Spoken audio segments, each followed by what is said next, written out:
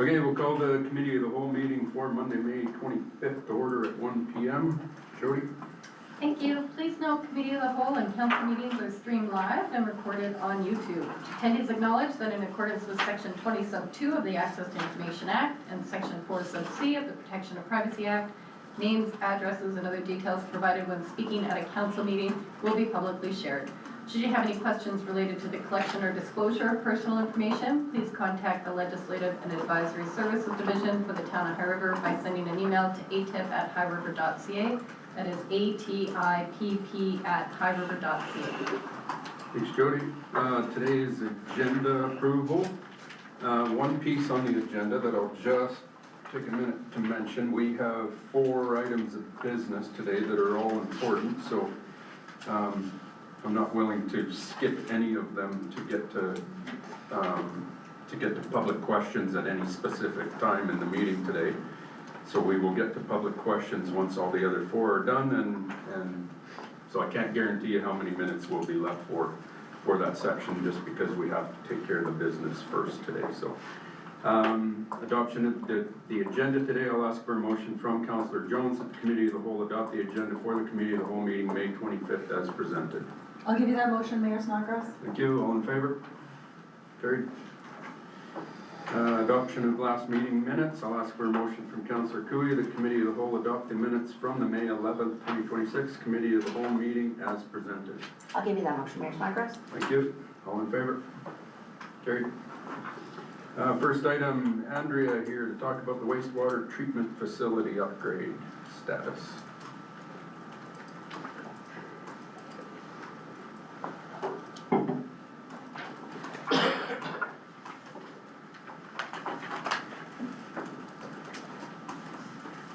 Good afternoon, Mayor and Council.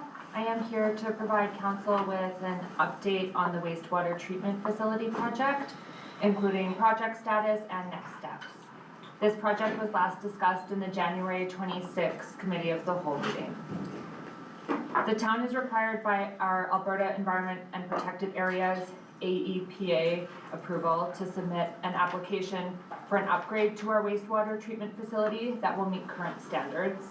We have been working with AEPA on the timing of that submission, and currently we are working towards a deadline of April 30th, 2027.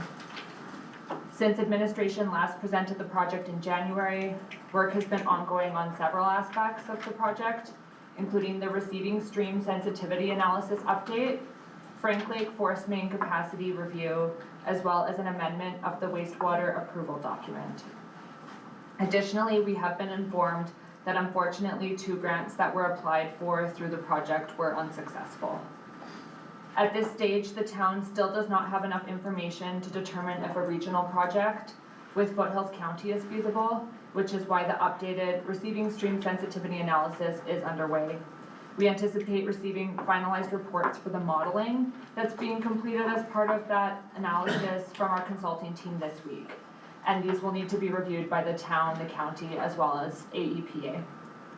When the receiving stream analysis updates are complete, administration will come back to town council for decision on the direction of the project scope, whether that is upgrading the town facility without the county or moving forward with a regional project with the county. The current proposed timeline suggests that decisions are made in September 2026 by both the town and the county if a regional facility will be supported, to have a complete application to be submitted before April 30th, 2027. So that concludes my update on the briefing note. Are there any questions from council? The unsuccessful grants, any reason why? No specific reasons given. Just a big old denied stamp and return to sender? There's nothing? If they give us no I don't reason think whatsoever? they usually just say you're. Just say denied. Toast. Nice. Follow up on that, can we reapply at any time? There is, so the CHIF grant, when they sent us the denial, they did say that there is another grant called the Build Community Strong Fund that might be an option for us to explore, but they're interested in receiving expressions of interest for shovel-ready projects. I don't I think we've missed the opportunity to reapply for like ACP, cause you apply for it when your project has started and they've denied it. For CHIF, I don't know what that one looks like in the future. That's Canada Housing Infrastructure Fund, because it's a fairly new grant program. I'm not sure, Chris, if you have anything more to add to that. Yeah, that's the kind of the housing accelerator aspect of things that they kind of be funding, so the status of that may change over time, so when we're ready again, and they're really looking for shovel ready, that you're gonna start construction the next day kind of thing as soon as they've have the grant, so that's probably one of the reasons why they may have denied us from that perspective. With a whole bunch of stipulations attached to it. Yes, As to what you have to do, yeah, blanket rezoning, et cetera. yeah, so that'll be something with the Canada Strong, once we see some of the criteria that come out there with, and what the timeline is with the county, whether or not we apply under that one as well. Okay, thanks. Okay? Is the grant funding applied for as a regional partnership or separate? These ones were both applied for as a regional partnership, because the Canada Housing Infrastructure Fund, because of the regional connection, we were able to apply for it because the addition of a portion of the county's lands in Alderside were for new development, where the town's portion is for the continuation of growth in the town, so there was a strong argument to include it for the regional, where if it was just the town's upgrade, we may not have had as strong of an argument to apply for that fund. When you talk about shovel ready, I mean, like, how much more ready could you be? Well, we don't have like detailed design at this point. From what I understand, it's like they want your project to be ready for construction within 12 months, and we're not quite there yet. We don't have the preliminary design completed, we don't have the detailed design completed. So I think they're maybe looking for projects that are a little more ready to go. And in addition, that fund is oversubscribed. I'm So, sure, yeah. Yeah, so pretty, those ones that are, close to being constructed or in tender processes already, easy to give them the money versus us still going through the study phase. Okay. Well, sorry, Kathy. Oh, is Kathy up No, first? I don't know. We've been telling the government for some time that this is a, pardon the pun, taxing project for our community to take on. We've basically told two previous ministers that we can't go this alone, and then we've had somewhat of a nod that they would be there to help. This is like having a door closed. What I'm thinking is it would be good if we had some kind of a financial one-pager that said this is what it would be in a partnership. These are broad strokes, but partnership with the county or going it alone, and then we can start to lobby again.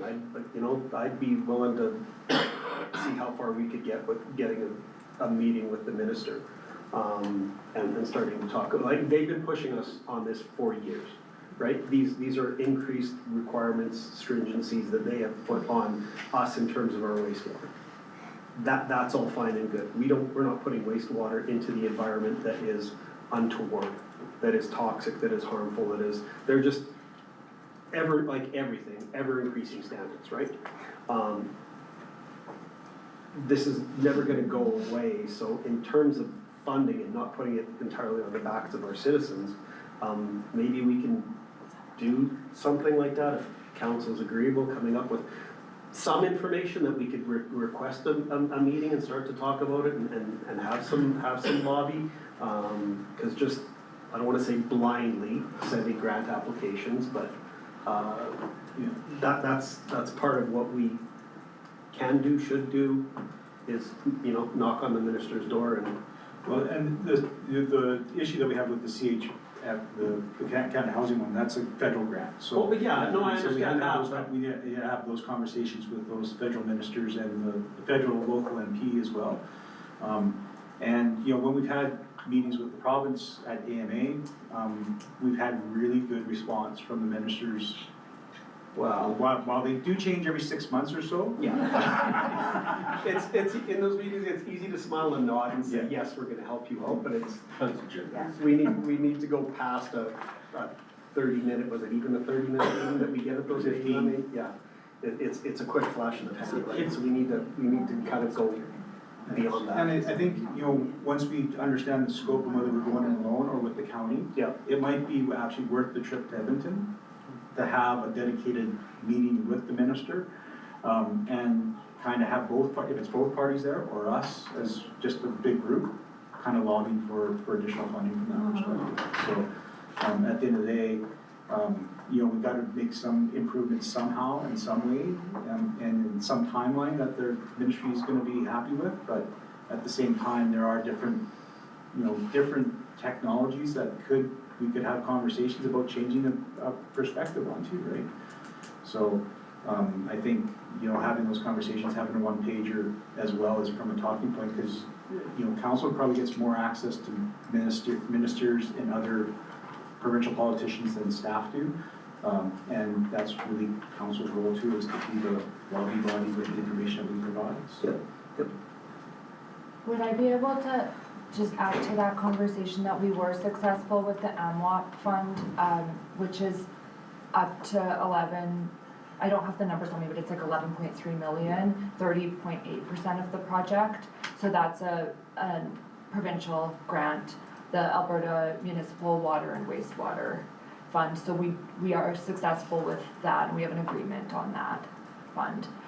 When we decide on the project scope, we will give them an update so we can make sure that we understand what, if anything changes on the grant fund, or if they'll cover more, or how that'll work. But I just wanted to, I know this project's been going on for so many years, I just wanted to remind that we do have that grant funding Okay. in place. Yeah, so that's, 1/3 funding, that's the map you can get from that grant funding based upon your cost of construction. And there may be other grant funding programs that we may make a decision to hand back this one if we are successful with another one that's got a higher ratio than the 1/3 funding aspect of things. So that's something that once we see more funding opportunities come in, how we can leverage that. Kathy? It was answered, thanks. my quiz look was, we can only have one grant applicable to this project. That's kind of what it sounded like for me. One provincial grant usually, but sometimes you can stack provincial and federal grants. And would that be one grant per, like, regional, like, the two of us, yeah? There's usually a cap. So if we go by ourselves, then we would have that one grant for that And project. if we go together, we could have two? It'll strengthen, with the province's push for regionalization and regional sharing of infrastructure. That's what attracted us to maybe potentially gain access to more funding from the province, is once we get the design done and the province sign off on that design, because that's part of the issue too, is they haven't signed off on potential design because they want this in-stream work done based upon the design work. Once they sign off on the design, that could open up the door for applying for another grant. Okay. Or increasing I don't think we can increase the current funding level on that grant because it was a separate application, but we could then certainly apply for another one. That's all happening in an election year. I think we might have more options. No, certainly, when there's an election going on, there certainly seems to be always more money floating around. And so, strategically, looking at those types of things is kind of key too from a planning perspective. At the end of the day, our sewer treatment plant is working, right? It's working the way it's designed to work. It's certainly not meeting what the province has changed, continued to change the parameters for everybody. And so we've got to get in line with that at some point in time. But they have moved the deadline on us several times because they know that we're trying to work diligently and find a path forward. All good? I have just one quick, so is some of the grants holding up because we haven't made a commitment whether we're going to it on our own or as a joint? Is that some Well, of I what think that's hangs why up? some of these have been denied, right? Because we don't Well, really know I what the think- design looks like and we don't know whether Yeah. we are going I think the Canada Housing one, for example, they're, like Andrea said, they want construction to start within 12 months of issuing of that grant. We're not, we're probably 14 to 16 months before that can take place. And we still have a lot of work to do before we even get to detailed design. So, you know, once we get to detailed design, then we have a better time frame whether or not CHPF is something that we want to apply for again, or the Canada Strong funding program as well. Good. Thanks, Andrea. Well done. The assessment update, Jordan and Stewart.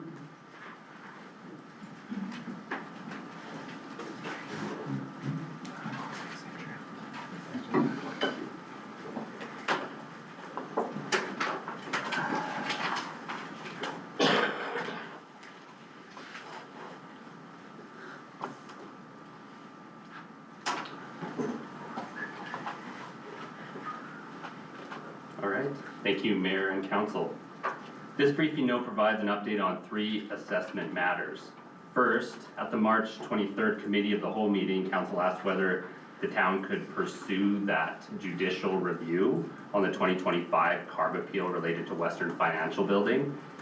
Administration has confirmed that the timeline to pursue that review had expired even by the time we brought it to Council that day. So that option is no longer available for that decision.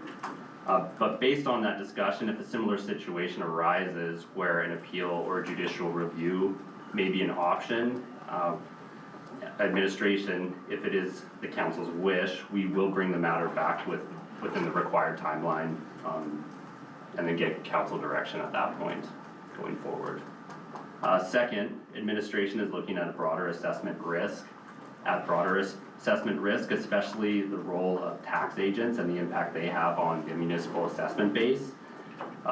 We plan to connect with Alberta municipalities, rural municipalities of Alberta, and other municipal partners to determine whether there is a broader interest in raising these concerns with the province or pursuing it sector-wide. We're not sure, but we'll look at that.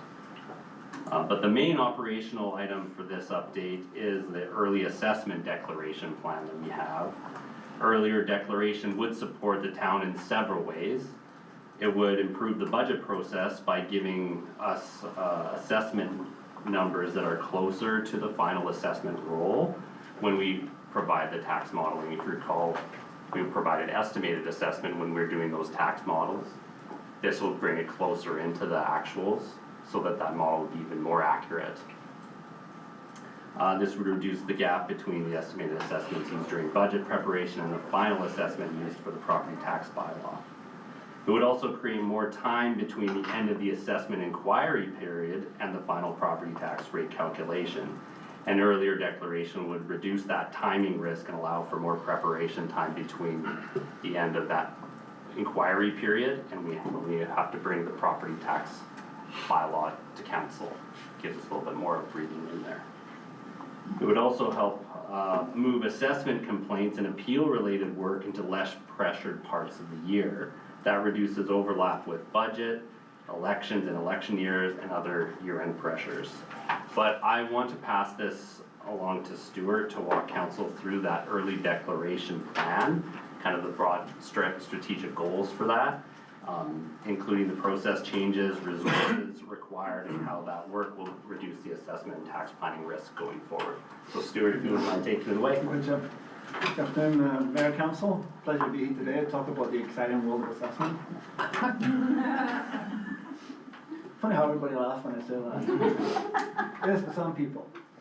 So as Jordan said, he'd speak about the early declaration of the assessment. So I guess kind of sort of walk you through the probably known processes. So like I say, I always appreciate the opportunity to speak to you about assessment. So as the assessor, it's our role to present the assessment roll every year. The assessment roll has to reflect typical values based on sales activity. I'm appointed by council to speak to that to you, and to the Alberta Audit and to the property owners. So as the roll is completed, we need to be able to support and defend the values to property owners, to respond to inquiries and any appeals that anybody has. And the assessment base, of course, is a mechanism by which the property taxes are paid by everybody under the ad valorem process. So we see ourselves as the defenders of the base.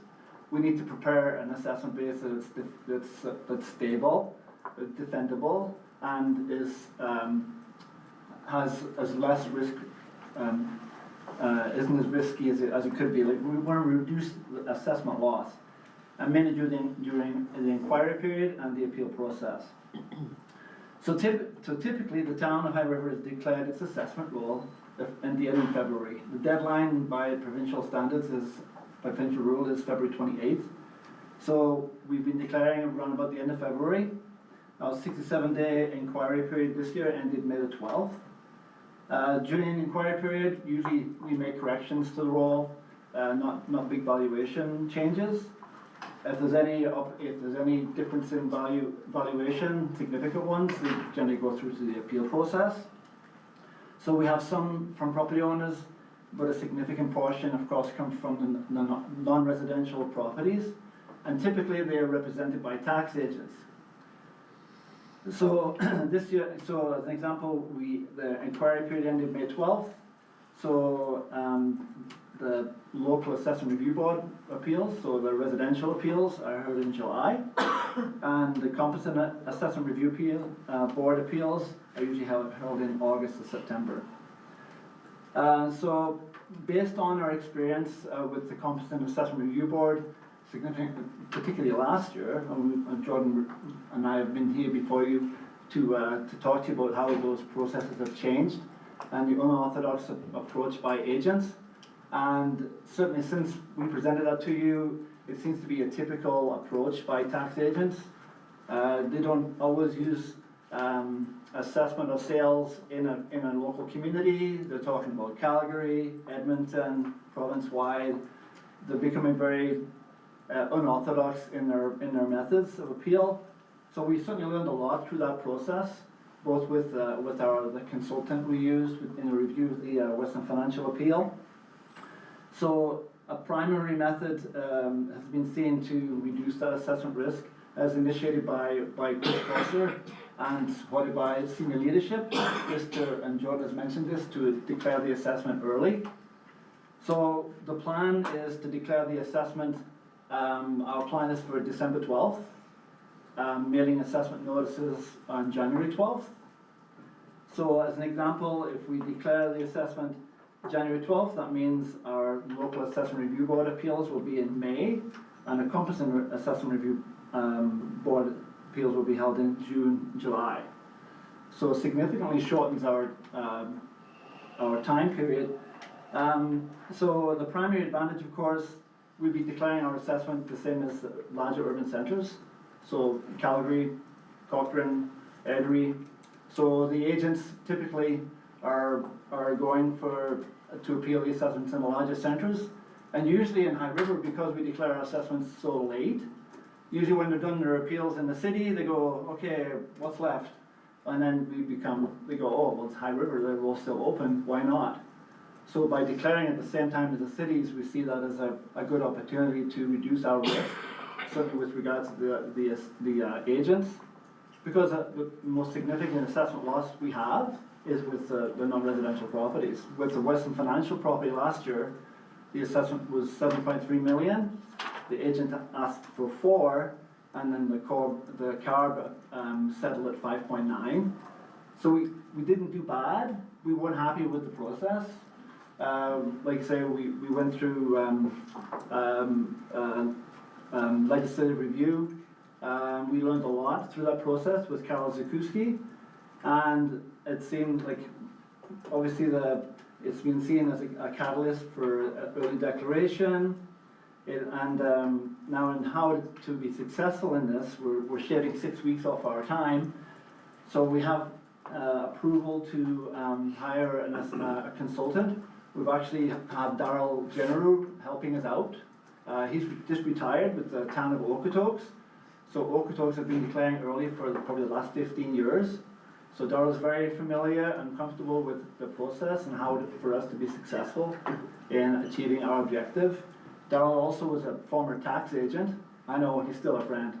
And so, but as the appointed assessor for Okotoks, he has some very good lessons and some techniques that can help us, not just in assessment, but the appeal process, and he's got some other ideas too, which will help our processes in finance. We've also have approval to hire a property assessment assistant, so to provide us with administrative help, so that myself and Brandon Garner, our other assessor, we can focus on assessment related and valuation processes. Just this year, thank you Jody, we received our list of appeals for this year. We have 41 altogether, so 8 of those are Competent Assessment Review Board appeals, of which Western Financial is appealed again. So it's just a recurring thing, and part of it is it's par for the course to have agents appeal properties. Usually they appeal at the 11th hour. They don't reach out to talk to us about the assessment process. They just want it for $2 million less than the assessment. But it's just the unorthodox way that the agents are approaching us now. We need to be better prepared. We need to mitigate our loss, our risk, by declaring early. And Daryl he can help us with all the processes along the way.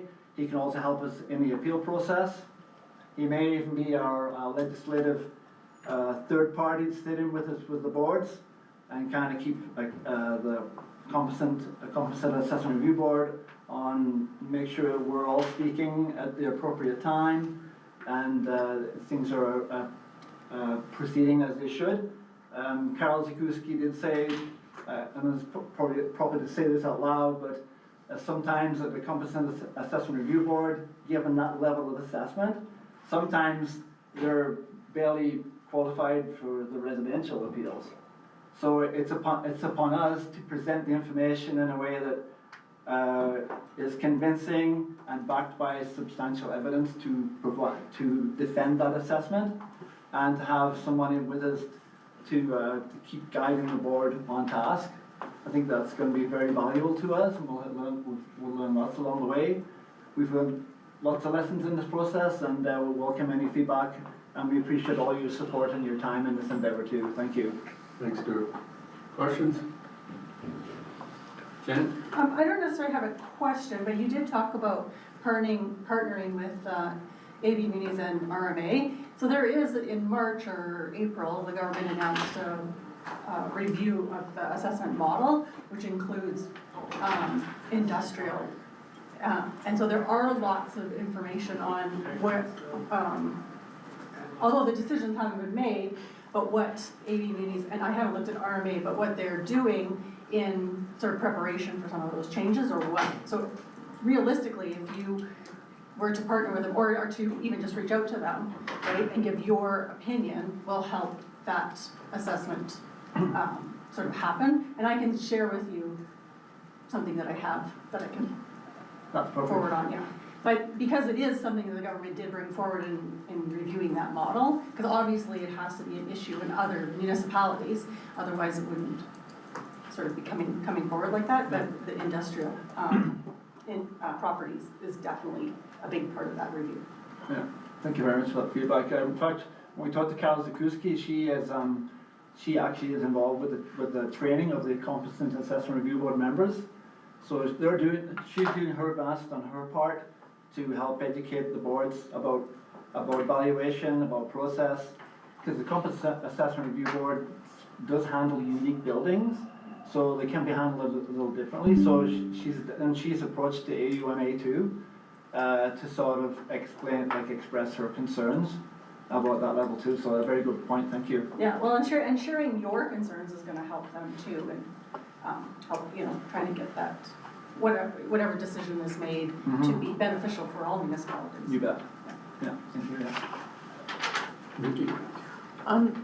You mentioned that these tax agents are using an unorthodox approach. Is there anything we can bring in legislatively through council or otherwise to kind of take a bit of the reins back on this I don't understand what the unorthodoxy is, but is there any way we can put more structure on our process to control that? Good question. In a nutshell, the unorthodox approach is used, like what happened this year was the agent in their complaint used suburban and downtown Calgary as their comparables to the Western Financial Building. Usually, and so then we responded to their information, and they only had like 2 leases in High River. It was very sparse. So we said that in our response, we built our response with the evidence they presented. And then in their rebuttal, which was 7 days before the hearing, they used all the High River information. So they didn't give us adequate time to prepare our response. We only had 3 days or 3 or 4 days before the actual hearing. So it wasn't really, in the rebuttal, typically they're not supposed to submit any new information, but their whole argument came through in their rebuttal. And that's not typically allowed. In the legislation it says must not hear new evidence. And that was, we responded to that in our rebuttal. We didn't think it fit the proper way that the evidence should be presented.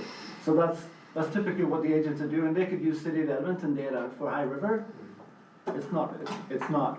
The legislation clearly states that the assessment in High River have to be based on properties in High River, both in valuation and in comparing it to similar properties.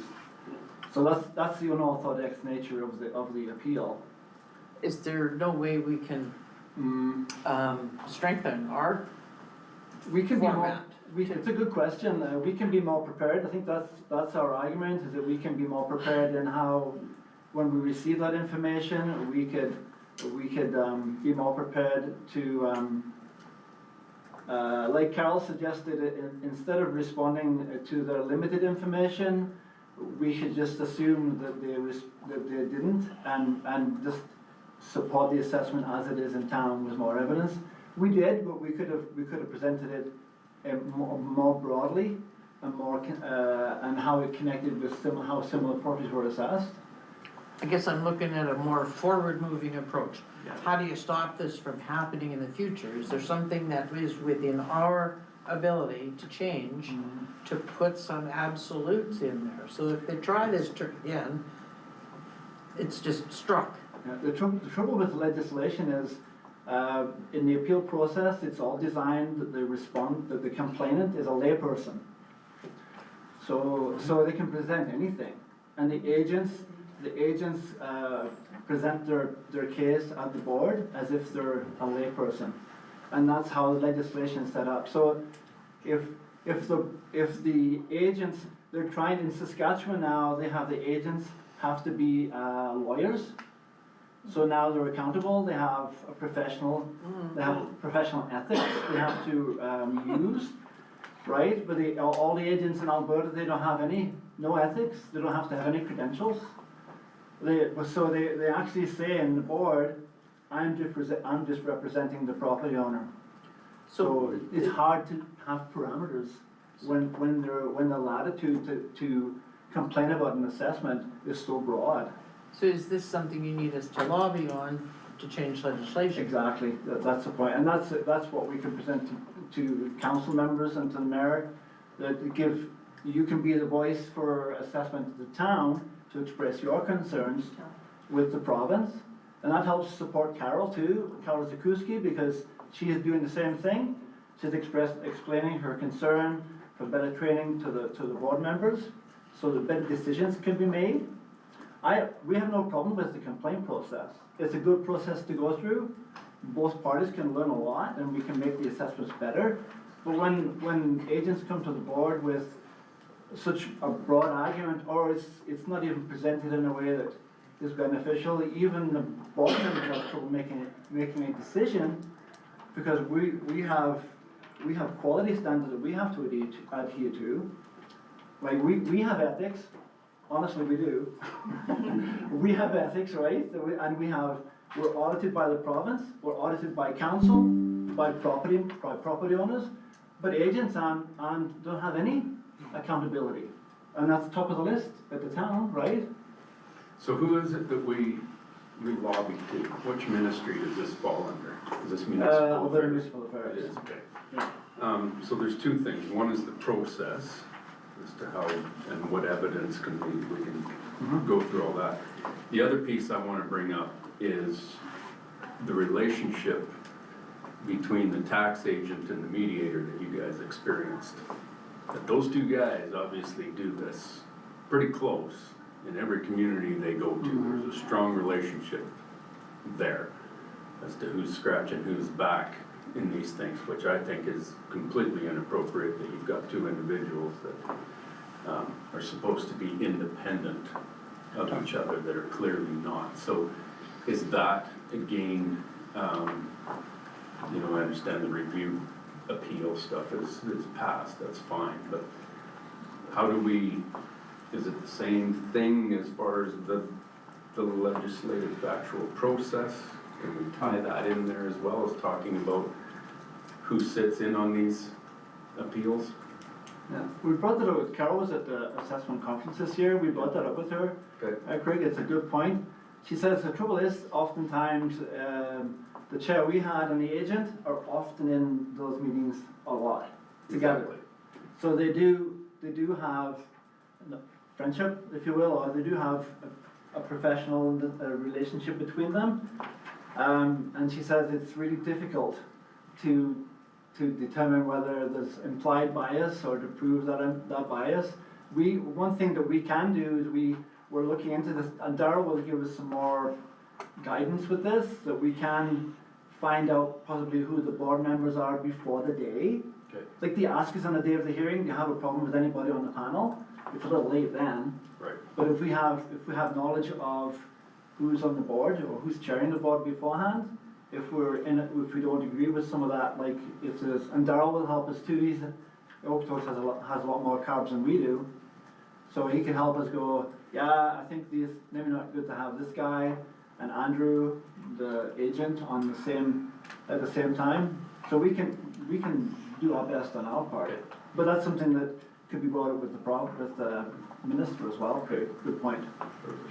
Kathy? Just a little farther to what you said, obviously, someone in this process has to be accountable to that legislation, and they aren't following it properly, and there's gotta be someone that's overseeing this legislation, so they aren't doing their job ensuring that the process is being followed properly, so whether there's a misstep somewhere, so, I think, you know, Vicki commented we need, and Craig, that we need to do some lobbying, that there's something, a step being missed or something being overlooked in this process. Yeah, we are looking at possibly having legal counsel with us at some of the higher level appeals. So I mean, Darryl may be able to help us out with that because he's got a good experience, but maybe have legal counsel like Carol at a board meeting might be good for process and she's helping us as we prepare for the meeting. She can help us better prepare for the hearing and also be in the hearing as a third party, right, to keep everyone on account. So when there may be some thin training of the board, she can help them diplomatically keep them on track and say what's appropriate and what's not appropriate. But what's unfortunate for that is that the process isn't being fulfilled, but it's going to cost us extra money as a municipality. Yes. Oh, and that puts us at risk, but I can't, and the assessment loss, and tax loss in larger urban centres is huge. Like there's such a large voice for this concern in every municipality, but when talking to Carol, she says there is just not an appetite for it for some reason. We believe having the agents be accountable, that if they're operating like practicing unethically, or like the rules we follow, like it has to be market, has to be comparable, has to be audited. If they were accountable at the same level that we are, that would help.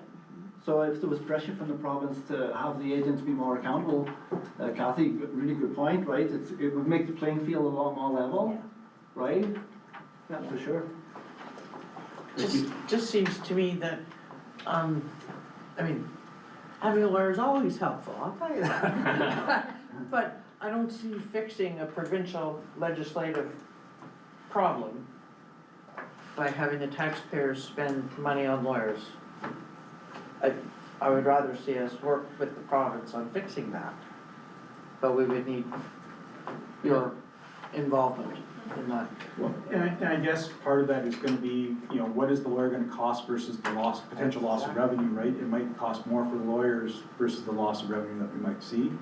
And it's so gonna each be- case is gonna be different, It's right? gonna be every year, Yeah, whereas if we could make a change at the provincial level, that's where, that's an investment of time and money Yeah. once, hopefully. well, that's where the change should Yeah. be taking place. To be continued. Thanks, guys. Yeah, thank you very much for your time. Appreciate it. Thanks, gentlemen. Recycling center and circular materials update. Nicole? Way to go. Thank you.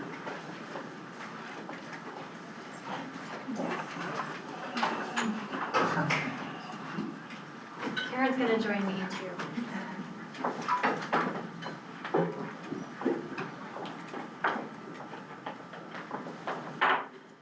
Good afternoon, Mayor and Council.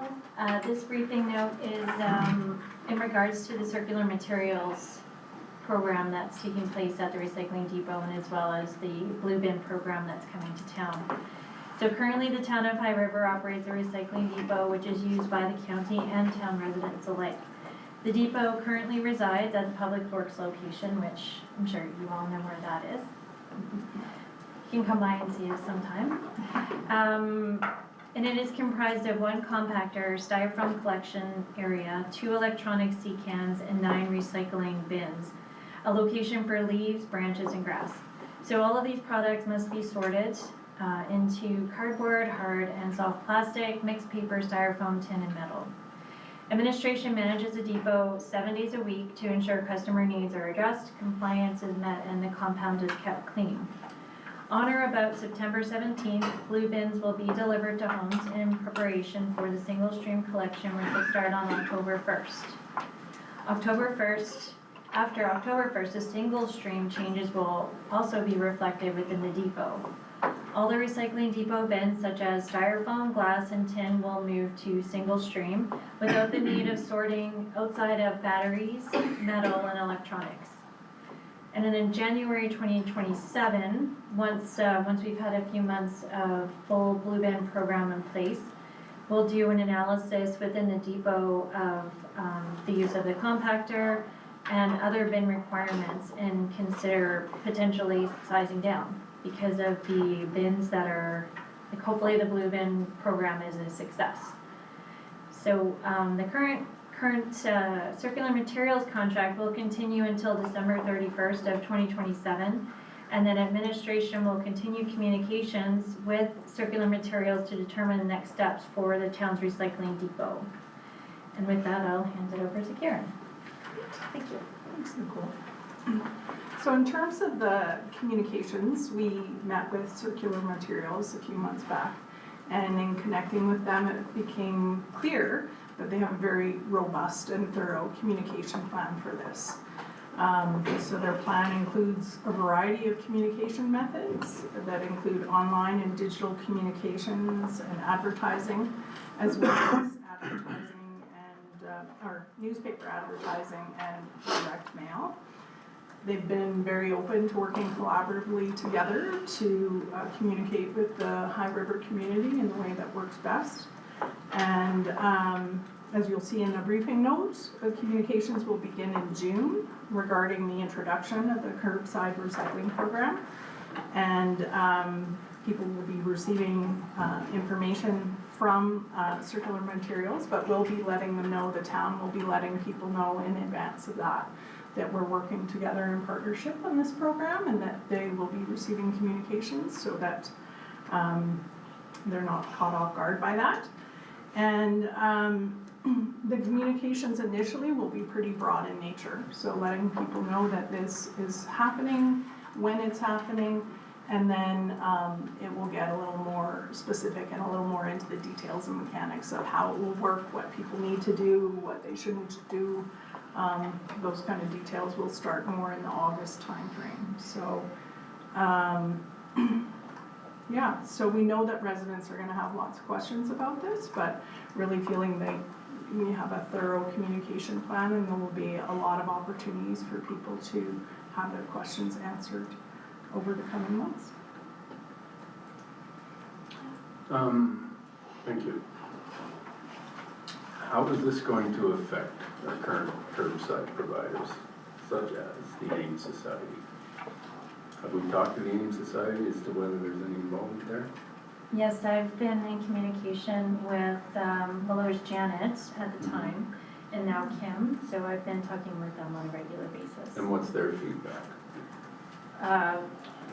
That, well, they'll still have their commercial clients, and, I mean, the bins, I guess residents, if they choose to not have a bin, that does happen in some cases, and therefore they don't have the bin, and they can continue with curbside with Fame.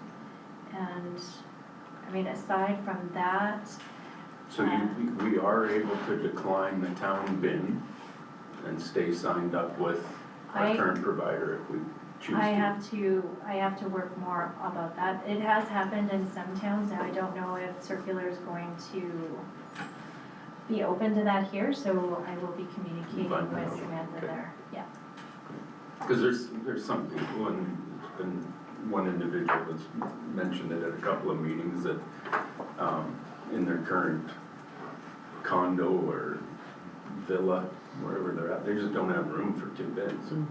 Yep, right? that's So true. I think having the option is important. Also, having the option as to whether you want to support an organization like the Ames Society should also be available. And you can continue to support them whether or not you have. Oh yeah, for sure. Yeah. But I mean supporting through having them doing your curbside. Any other questions?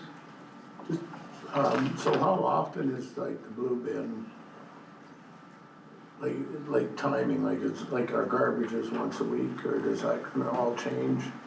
To start with, I would guess Daily it at would my be- house, please.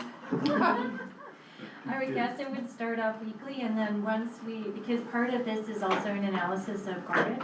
And so, leading into this, we provide kilograms or tons of how much we take to the landfill. And so with that, when the blue bin program starts, they'll still be analyzing that, like how much less garbage is going to the landfill, so then maybe the blue bin is once a week and then garbage is every other week. So all of that will evolve over time, but I would suspect it would be once a week to start.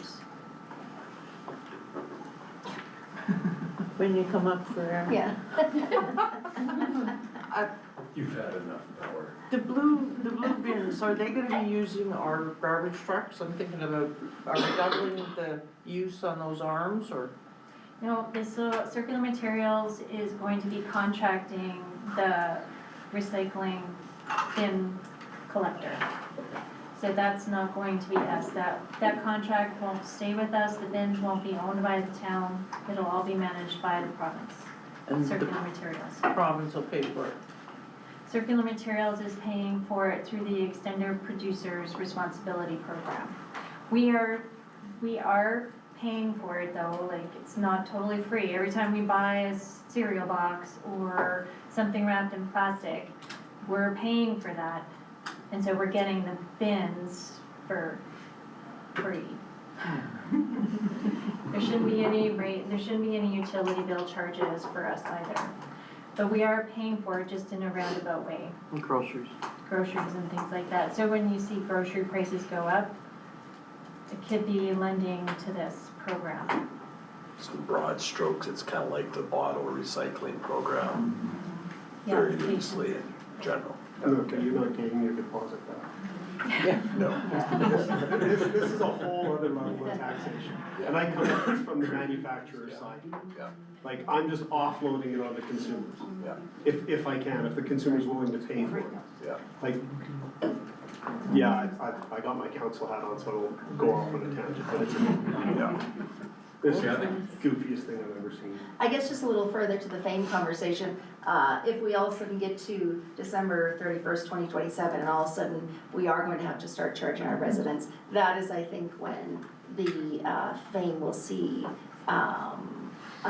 their work impacted, because then essentially the homeowner will be playing twice. So I think, should we ever get to that, who knows what it'll look like in a couple of years? Well, that'll be passed, so December 31st is just the recycling depot contract. It has nothing to do with the blue bins, yeah. It's, Oh, sorry, I so the blue misread that. bin, The Blue Bin program is separate from the Recycling Yes. Depot program. And so that could be a place where I'm trying to think if I should say it out loud. If FAME, because right now we staff the Recycling Depot with our own staff.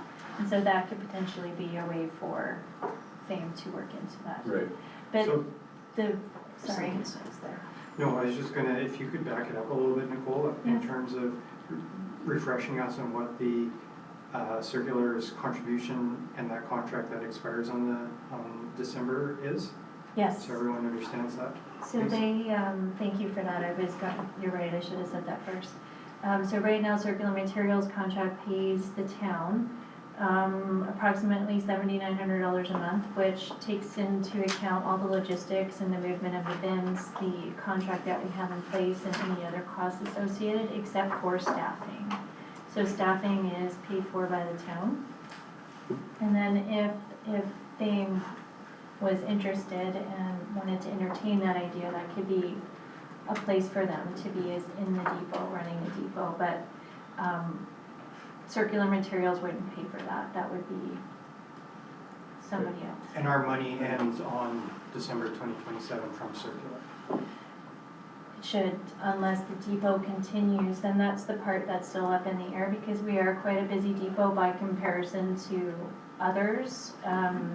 Because in their analysis, they're trying to determine if they're going to be downsizing the amount of depots. So that's been happening in Calgary already. And in my opinion, I don't believe they should shut down our depot, because everybody would have to go to Okotoks then, and that wouldn't be very, that wouldn't But be well Okotoks is received. only open 5 days a week or something anyway, so we get a little overflow from them. We did do a survey, and we do, the days that Okotoks is closed, and we got very few Okotokians using the depot. And just to clarify, this whole program is residential only, correct? This isn't Commercial now. commercial at all, so commercial operators still have to find their own recycling. Yeah, if they use Solutions. TNT or Waste Management or those other companies, that would be who they'd be using. Or AIM, yes. Yeah, okay. Okay. Anything else? Okay. Thank you very much. You're staying for this one, aren't you? Yeah. Okay, George Lane Campground in the Lions Club. All right, so this briefing note is in regards to the George Lane Campground and the Lions Club annual budget. So George Lane Park Campground has been managed by the Lions Club for the last 35 years. And they are contractually obligated to present a proposed annual budget for the director approval for the cost of associated repairs, website, salaries, utilities, and other items that may be required throughout the campground season. The campground is open for use between the months of May 1st to September 30th, and there is free use of the sandy dump along with non-potable water access at the entrance exit of the campground. The sandy dump in George Lane Park is utilized by campground users and town residents and is maintained by the town. Attached for review is the Highwood Lions Club profit and loss statement for the periods of October 23rd to September 25th for reference. So you can see kind of where the budget's been over the last few years. Administration has not brought the budget forward to council for review in the past, although due to campground popularity and costs associated with managing the campground, along with a recent change in camp host and the discrepancy regarding the interpretation of Article 6.2, administration is requesting council feedback on the attached Lions Club proposed budget for 2026, which was received by administration on May 8th, 2026. Currently, the town receives 20% of the net proceeds, which is utilized for improvements within George Lane Park. These improvement dollars can vary year over year, ranging anywhere from $5,000 to $15,000. In 2024, the campground total revenue was almost $212,000, with a net income of $58,498. which the town received $11,699. And 2025 total revenue was $250,722 with a net income of $35,880, and the net proceeds to the town was $71,76. Included in this briefing note are the Lions proposed budget, staffing, compensation structures for council review. And I was curious if you might have any questions. Any questions, council? Thanks, Nicole. I don't know, we may not have the answer to this. 5 camp hosts, I don't know how many camp hosts you need to run a campground, that just seems a bit excessive. I'm assuming those are 5 separate units of different camp hosts. I mean, even if somebody gets a weekend or gets a week off, it would seem to me 2 or 3. I'm just curious, and again, I'm not sure if the right people are in the room to answer that question. There's nine people in total with 5 camp host sites. So do camp hosts have different jobs then? Do we know that based on? Yes, Again, in here, so sorry. there's 4 office staff Right. responsible, and then 5 operations staff. So they do break it out that way, you're right, but. And so grass cutting, I mean, right now, the park in itself, like George Lane Park in its entirety, along with the campground, is mowed. Do you need Riley? Is mowed by the camp hosts, as well as cleaning. What do you need him for?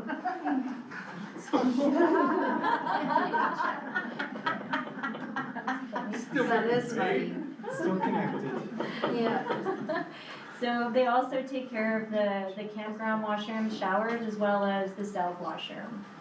And then garbage collection, site upkeep, minor plumbing and mechanical repairs. Thanks, Nicole, I appreciate that. I mean, I guess I just always viewed kind of the hand posts, you've got, the couple that's retired and they just kind of do everything, but it probably is a large enough facility that they'll obviously, it's a large enough I think facility to there's want that. 57 sites now, is there 57, or does that include the, yeah. So the days and the campgrounds, there's 57 sites. Okay, thank you. So is 9 staff more than what was last year? 9 staff was last year, the year before, it was 4 or 5 staff. 4 staff. The year before. So you're more than doubling your staff. Yes, we also had a death the year before, so. So with your revenues though, like, can you actually support that? Yes, which is indicated in the budget. Yeah, so the budget, I think the total salaries is $128,000 for this year, for the 9 staff.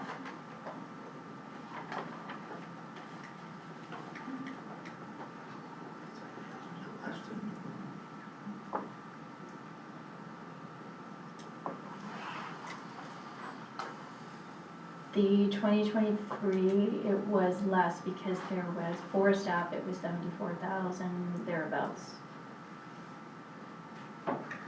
Is 5 host sites more than what was there before them? Or has it always been 5? We have 5 full-service sites, and we have one ex-manager that's there on one site. We only ever used 4 sites previously. So you're gonna get a little bit less revenue because you have an extra site being used. 1 extra site or more? Just one extra site. So that's This is also. Betty, by the way. Okay. We didn't introduce Betty. Betty is the campground manager along with her husband Glenn.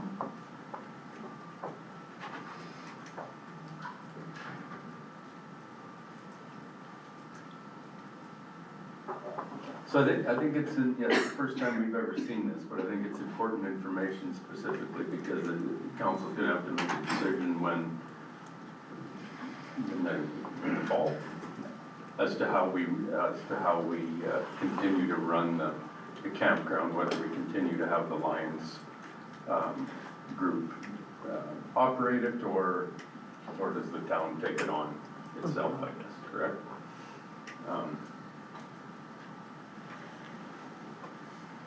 It's important information to see what revenue is there and what the expenses look like and what they would look like if we took it on, which would be significantly different.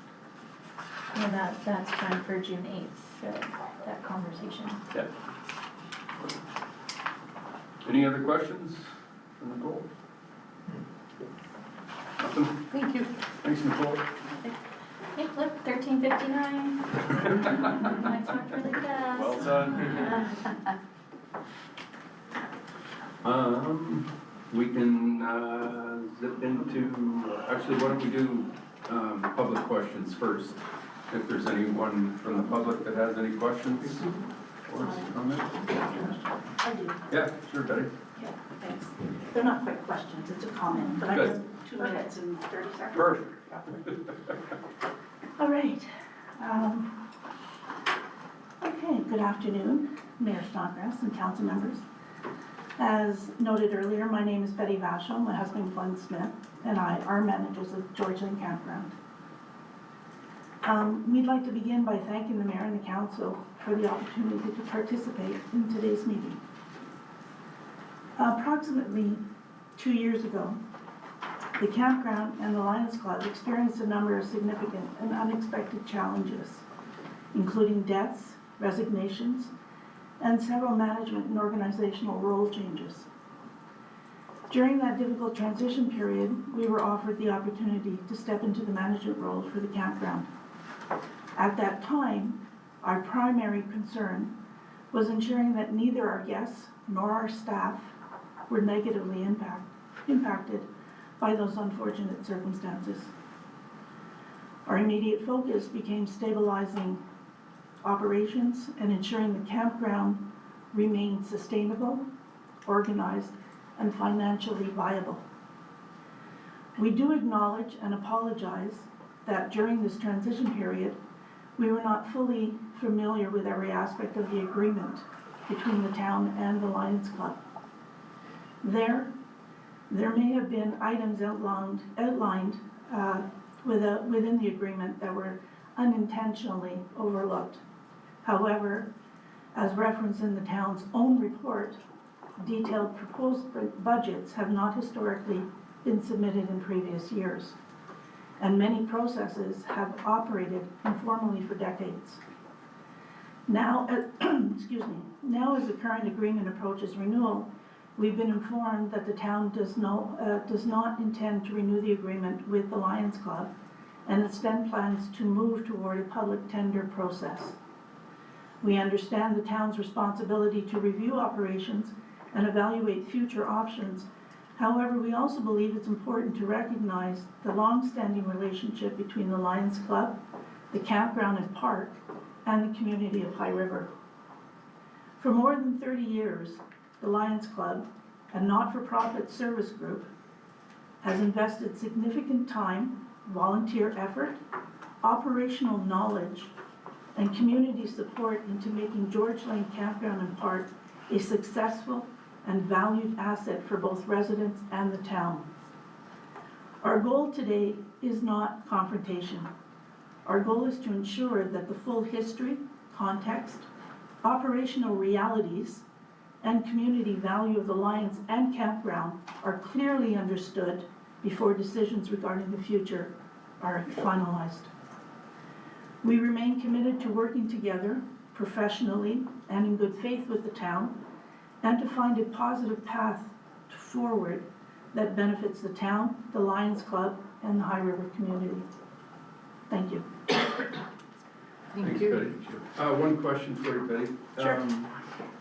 You made mention that our staff have told you that they were Yes. going to? Yes. In our last meeting, we were told that it was going to be tendered. Can I, or do you Right. want to speak? I said that, yeah. You said we were going to give you a decision by June 30th, and that was after we have the June 8th conversation with council. And we are prepared to make another, Okay, let's just remember that is council's choice, Yeah. right? So there's and we do no have commitment another to that yet. proposal. Thank you. We appreciate that. Council will be discussing that and making this decision. Excellent. Well, any questions, Lions, and we're here to answer them, so. Okay, thank you. Any other questions? Kinghorn's chomping at. Oh, yeah, oh, yeah, you know it. Dying. He's just Yeah. dying for me to ask. Again, with George He Lindsay. has to ask me for permission to open his mouth now, so. So keeping with George Lane Park, as you know, I'm a huge proponent of the park. I'm currently camped there. I think that George Lane Park is one of the jewels of High River. It really is. But I look at it the same as I would look at Shepherd Family Park or the museum or Highway Center or the library. These are all assets to the community. We've had a not-for-profit running that place for 35 plus years that have built it into what it is today. They have over close to $100,000 invested in mowers and equipment and all those sorts of things. Let's forget the word campground. This is a park, the entire park. They are looking after the entire park, everything from mowing to emptying the garbage bins to dealing with security issues. All of these sorts of things are happening over there that these people are doing. And I've watched them, I've seen them mow, there's all kinds of things going on. And although I don't work there, I totally support what they do and how things are going. Council's gonna look at RFP in this or sending it out for proposal. I think what they're doing is taking a not-for-profit group that's been around in High River for many, many, many years and simply slashing that club. That's their only source of revenue, really, Right. is the George Lane Campground. And remember that the profit they make, yeah, it shows $35,000, but they're putting stuff back into our community all the time. The parades, they supply free meals to everybody that plays in the parade. All the bands and stuff, they go out there and they get a free meal supplied by the Lions Club. That comes from campground revenue. So please, when you get to that point where you're gonna talk about whether to put this out for RFP, I'm gonna be a part of the Lions. I am a Lion now, hear me roar. We really would like to be part of that discussion and conversation. And if there's something that we can do as the Lions Club to improve things or change things, let us know. We'd love to work with you. One of the misses I think that I've seen with the Lions is all these other groups I talked about have a council member sit on their committee or their board. I would love to see a council member come and join our committee to run the campground park, and that way they get regular communications and there's all kinds of benefits to having a council member there. And I've already talked to Councillor Barton a little bit about it, and he said he might be willing to volunteer to step up for that position. Thanks, Mayor, I'm done. Thanks, Jerry, appreciate what you're saying. One thing I wanna add too, that I recently experienced, like within the last year, I guess, or maybe 2 years, where the Lions Club has actually donated some of their proceeds to community projects, and it's not just feeding or, you know, the parade or any of that kind of stuff, but they're actually putting money back into town infrastructure that the town ultimately owns. And in this case, it was with the public address system, AV, not AV, but, right. We gave them lots of money. Yeah, and so that's the one part that I'm not a fan of doing an And that's at the RFP. Memorial Center? Yeah, Awesome, $50,000. thank you. yeah, exactly, The whole community thanks you for that one yeah. in that place. Awesome, Vicky? It's not a question, it's a comment. I'm stunned by this development because I think as a council, we should be encouraging community involvement and participation in partnerships. I'm 100% on board with you, Jamie.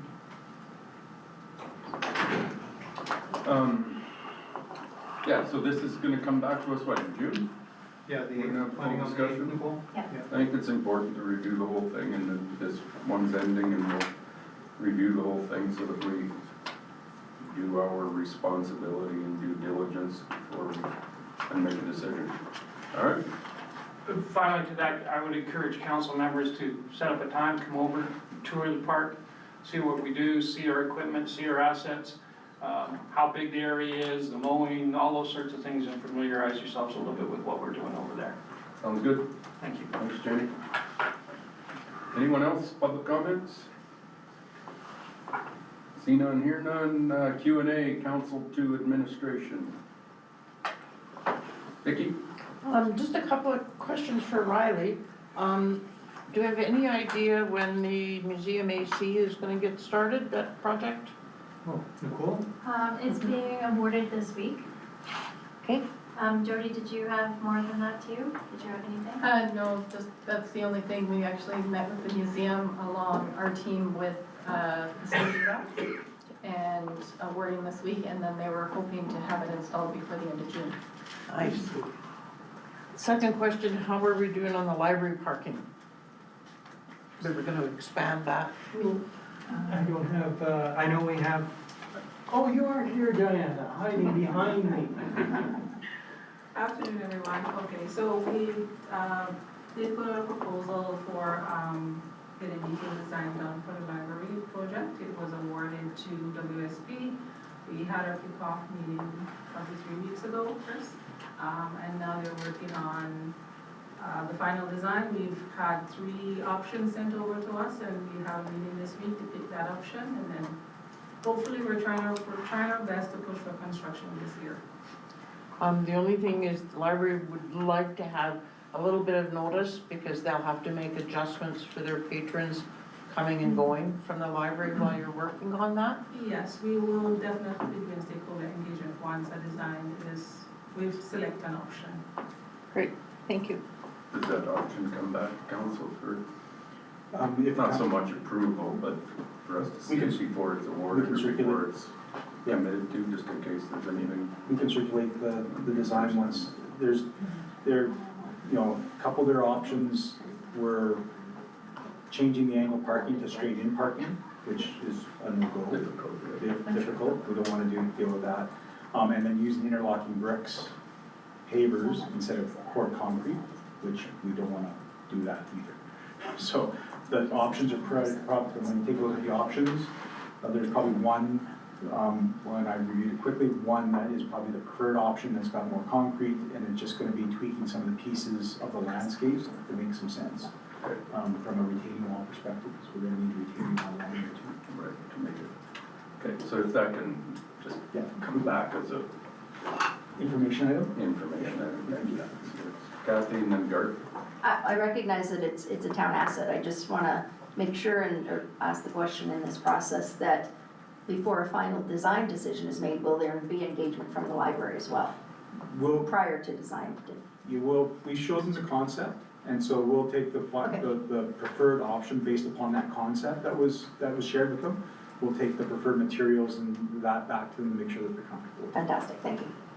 Garth? Just wondering, because I have a meeting tomorrow night at Shepherd Park, if we've got any updates on the schoolhouse roof. I haven't seen the assessment yet. I will follow up, because insurance was out there to assess. I do not have an update right now. Okay. There's a couple holes there, but they patched them, but. Okay. Anyone else? Michael? I get right through you.